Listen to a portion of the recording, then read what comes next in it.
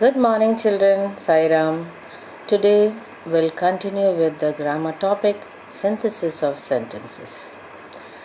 We have already studied in the last video how to combine two or more simple sentences into one simple sentence by using participle and infinitive. And today we will see some more rules and see how to combine two or more sentences. So let's start. Using a gerund along with a suitable preposition.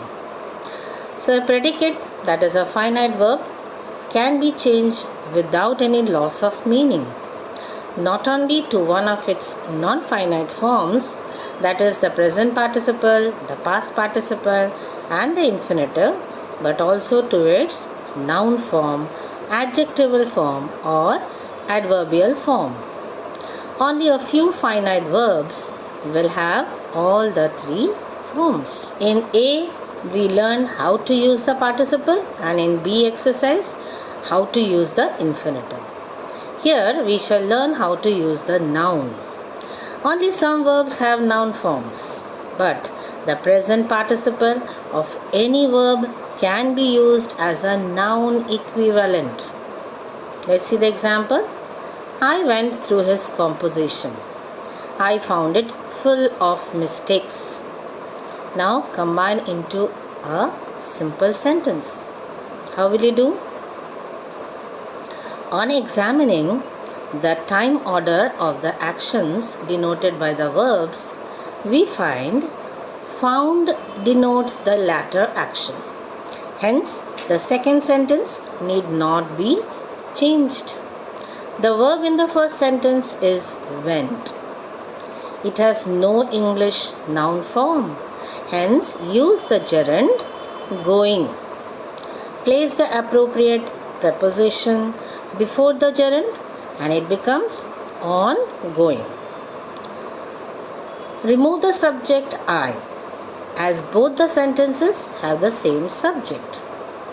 After the changes, the resulting simple sentence would become on going through his composition, I found it full of mistakes. You can also combine the sentences by using the participle as in exercise A. So what technique we have to use here? First, the gerund in the present participle is used as a noun.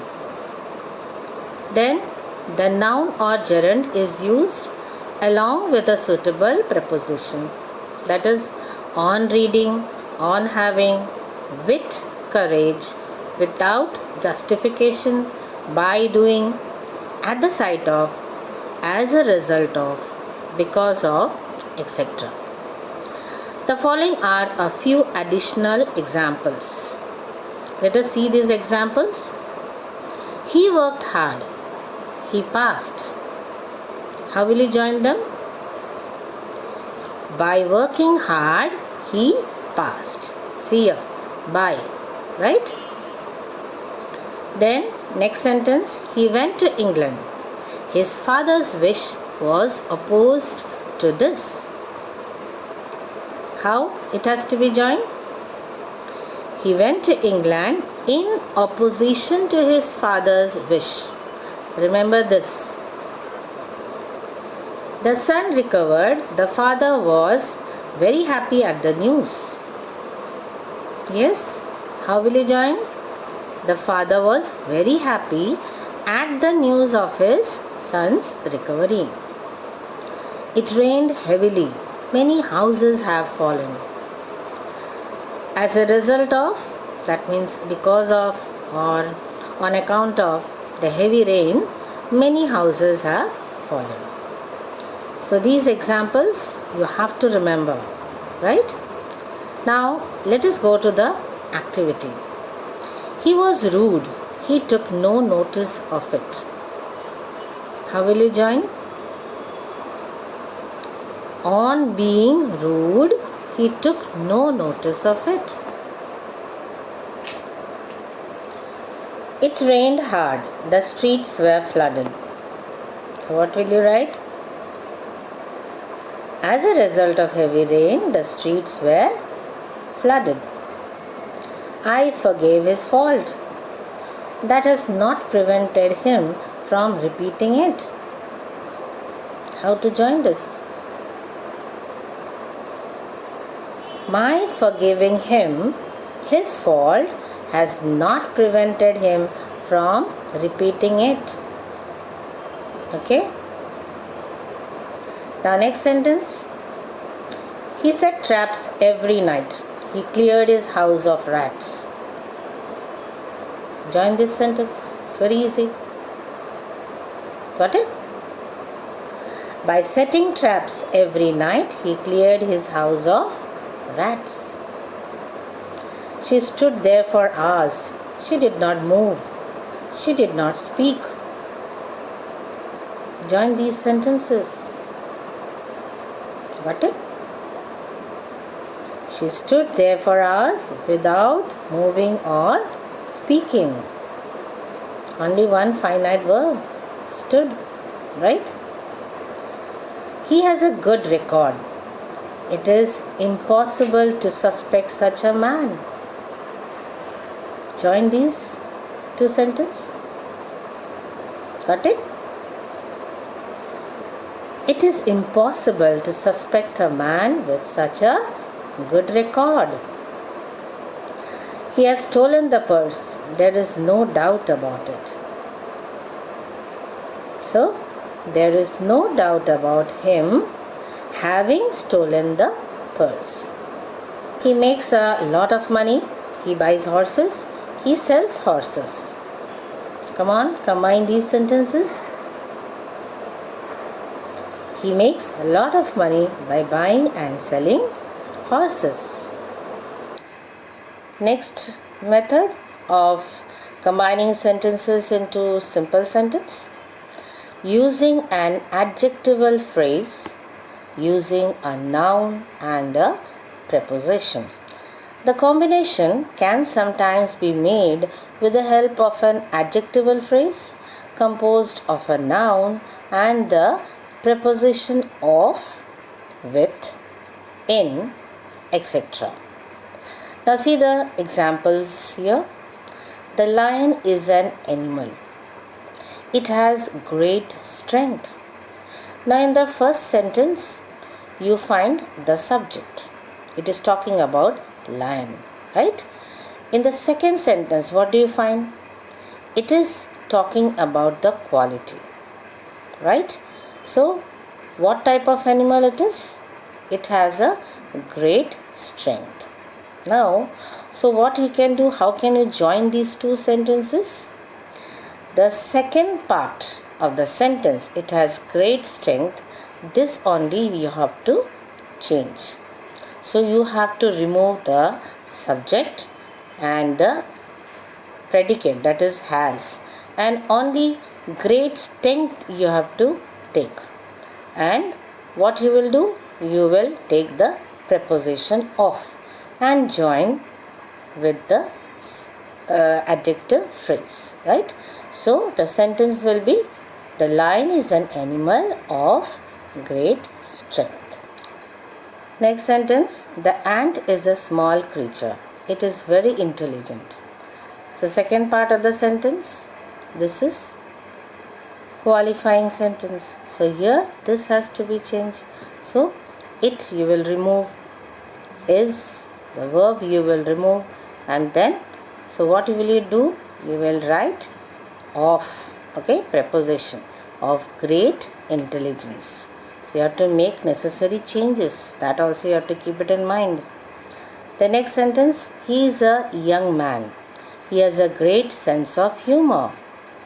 So what is done? He is a young man with preposition is added, with a great sense of humor. He is a good man. He is now in difficulties. Here, he is a good man, you have to retain. But here, see the changes. He is you have to remove, and then now is adverb. So that you have to take. Okay, and so now in difficulties you have to retain. So he is a good man now in difficulties, you have to write. So remember what changes you have to do. In all the examples, one sentence is only a qualification. It is this that has to be changed. It is of two kinds: has, have, or had with an object in the predicate; is, am, are, was, or were with the complement in the predicate.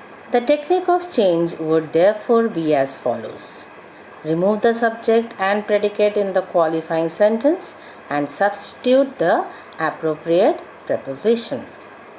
If the subjective complement is an adjective, change it into the noun form, taking care to change also any adverb that modifies the adjective, as we have seen in the last sentence. Now, the next way, that is using a noun or phrase in apposition. In apposition, you know, in addition, right? We have already studied. Sentences can also be joined by using nouns or phrases in apposition. See the example: he is my brother. His name is Rama. Combine into a simple sentence. Now you see, the second sentence contains only an explanatory annexation to brother in the first sentence. So it is just adding to the word brother. Annexation means when you add to the meaning. Rama is the annexation that refers to brother. Retain this annexation and remove the subject and predicate. The resulting sentence would be, he is my brother Rama. So, additional information it is talking about, right? So, what will you do? He is my brother Rama. So, what technique we have to follow? Find out the sentence which contains the annexation. The subject and predicate in the sentence will show which word the annexation refers. Then remove the subject and predicate. Then place the annexation just after the noun to which it refers. Now the following are a few additional examples. Let's see. Karna fought on the Kauravas' side. He was a cousin of the Pandavas. So what is done? Here Karna, then comma, remember, a cousin of the Pandavas. See, it is taken from here, right? And then fought on the Kauravas' side. Again comma, remember, right? Shivaji was a great warrior. He fought only for the honor, the independence and the welfare of the people. So, how will you join? Shivaji, comma is written, a great warrior. See here.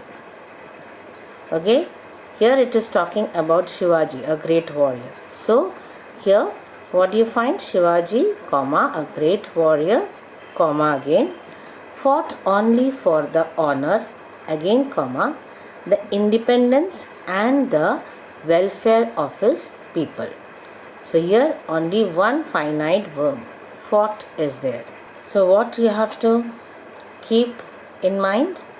The annexation and the noun it refers to are both in the first sentence. Hence, the predicate was in this sentence is dropped. So the subject he in the second sentence also is dropped, as the sentences have the same subject. Now, next sentence.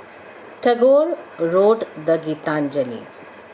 He was a great poet, novelist and philosopher. The Gitanjali is a collection of philosophical songs. So what is done here? It is annexations here, a great poet. So here you have just put a comma. So Tagore, comma, a great poet, again comma, novelist and philosopher, wrote the Gitanjali, a collection of philosophical songs. Right? Then what do you find? When there are more than one annexation referring to different words, they must be placed by the side of the appropriate words. So here what do you find? So annexation side by side you have to write. Okay. Now let's do activity. There goes my brother. He is called Mohan. So how will you combine these two sentences? Yes? Think about it. Got it? There goes my brother Mohan. The dog bit the man. He was a notorious burglar. How will you join these sentences? Try. The dog bit the man, comma, a notorious burglar. Silky is my faithful dog. I love her. So, come on, write the sentence. I love Silky, my faithful dog. Right? So, you have to put comma. Now next sentence, coal is a very important mineral. It is hard, bright, black and brittle. Join these two sentences. Coal, comma, a very important mineral is hard, bright, black and brittle. Next sentence, the cow provides milk. Milk is a valuable food. Join these two sentences. Yes? The cow provides milk, a valuable food. So here you have to put comma. Next, Mr. Pandit lives in Mangaluru. He is a collector. It is a large town. Yes, come on. 3 sentences are there. How will you join? Got it? Mr. Pandit. Yes. So, your annexation you have to write side by side. Put a comma. Mr. Pandit, the collector, lives in Mangaluru, a large town. Tagore's most famous book is Gitanjali. It is a collection of short poems. How will you join these two sentences? Try. Tagore's most famous book, Gitanjali, is a collection of short poems. So you have to put comma after Gitanjali. So this part is only talking about Gitanjali. So comma and then the next part. His only son died before him. He was a lad of great promise. Join these two sentences. His only son, comma, a lad of great promise, comma again, died before him. With this, I come to the end of today's session. I hope you have understood. Complete your book and some more rules we will study in the next video. Until then, goodbye. Have a nice day.